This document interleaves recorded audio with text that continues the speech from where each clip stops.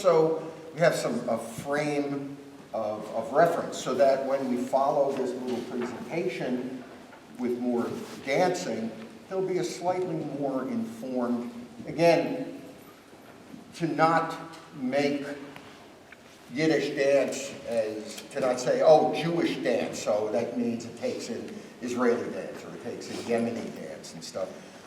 Ethnography doesn't allow for that kind of pantyhose, one-size-fits-all approach.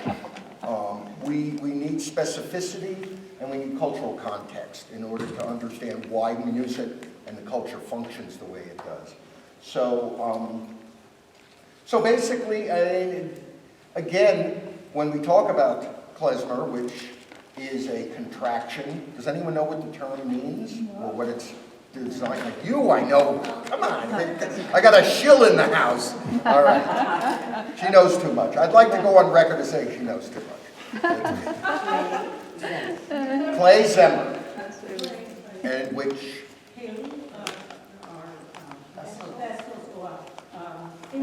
yeah, the instrument of song, the vessel of song. It's a Hebrew, Aramaic, and in a kind of a linguistic and metaphysical way, the vessel of song, the two words were contracted to be klezmer, so suddenly it's not just the vessel of song, but it's the musician themselves. It's sort of an internalization, that the musician has internalized the music. Again, a little metaphysical for this late in the day.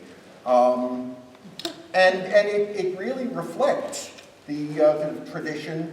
It follows alongside the tradition of Yiddish as both a language and a cultural community. And like so much of culture, which is a binary form, nothing is saying pure klezmer or what is, someone was saying, what does the original klezmer sound like? Well, we don't know. We don't know. We're talking about a pre-industrial era. There were no recordings.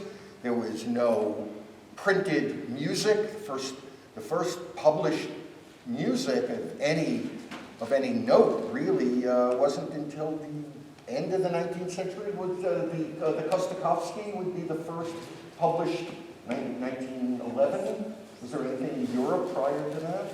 There were folk music, folk song, collections of lyrics of folk songs. Lyrics. But in terms of actually transcribed musical melodies, I don't think there was much predating that.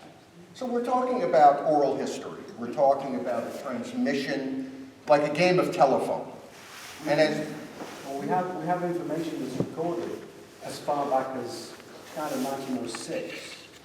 And prior to that, it's imaginative conjecture. We have to kind of extrapolate from the information we have what it may have sounded like before that. But we don't. it's educated guesses, and again, as what we say, well, you think, oh, well, Jews lived in an area, and let's say there are gypsies living there, or they're peasants, and they still adhere to their traditional music. And we could say, well, you know, that could give us a clue as to some of the stylistic elements, perhaps some of the repertoire, some of the ornaments, the instrumentation. So the instrumentation we do know about because of historic documents which have been handed down over the years. A.Z. Idelson, in his early writings on Jewish music, talked about Jewish communities where dictates from the local municipalities would say Jews can only play music at such and such a time, and they can only use let's say, quiet instruments. So there were certain instances, the earliest form of instrumentation, bowed string instruments, woodwinds like flutes. Not clarinets. Not yet. Not. They were. Yes. In 1860 there were clarinets. 1860. But they were considered loud instruments. So They were illegal in these municipalities. it was okay for Jewish people to play other types of music, say classical music on the clarinet, or the trumpet, or the banjo. Don't bring this in. Or the banjo. but not to play Jewish music. Well, doesn't that suggest that the codes against playing certain instruments and so forth Well, they had to be codified because they were actually doing that. They were using those instruments. To communicate their own culture, and that was being oppressed. That's a rule. Yeah. For a whole variety of reasons, which we probably all know. And it was Tsar Nicholas in 1860 who gave a certain amount of emancipation to the Jews and said, okay, I'll allow you to play loud instruments again. And that was generally over the whole Pale settlement. So suddenly Jews were taking the discarded military instruments and making bands out of them, but not before 1860. Prior to that, it was bowed strings, flute, as Henry said, bowed strings, flutes, no drums, maybe harp, maybe cymbalum. Well, that's, in fact, let's talk about one of the cymbal, or the cymbal, or the pre-piano. Hammer dulcimer. Hammer dulcimer. We've seen a couple in our, Yeah, we've seen actually two distinct hammer dulcimers, a portable hammer dulcimer, and a concert cembalo with foot pedals. Jews were the ones who introduced that instrument right into Haute Do, Tiere der Tränen sich, die Jungen gehen sich, ich bin schön alt und groß und groß, Tiere der drehen sich, die Jungen gehen sich, ich bin schön alt und groß und groß. Sie steht Fahnen,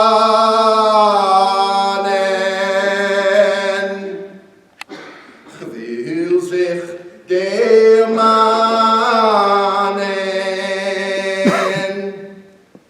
Sie hat a Stickel Glück. Ihre der drehen sich, die Jungen gehen sich, keinen Verries nicht du zurück, die Räder drehen sich, die Jungen gehen sich, keinen Verries nicht du zurück. Hab geherzogen,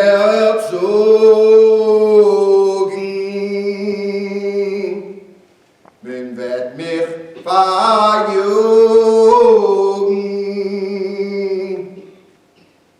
Ach, euch find doof und find der mir.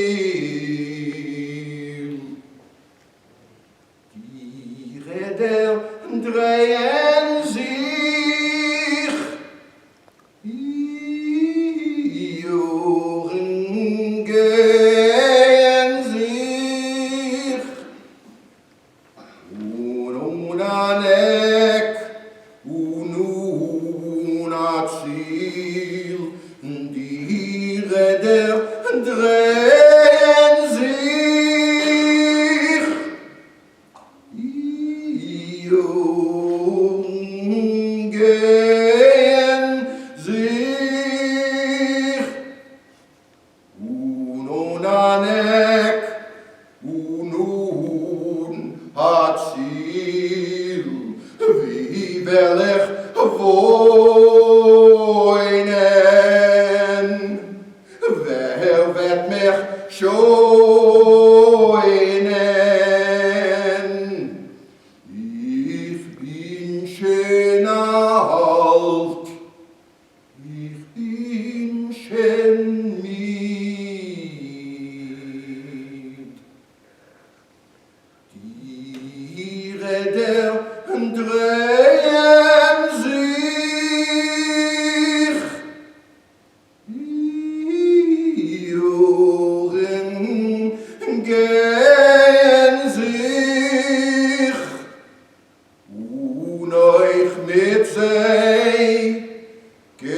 mit euch der Lied, der der Dreher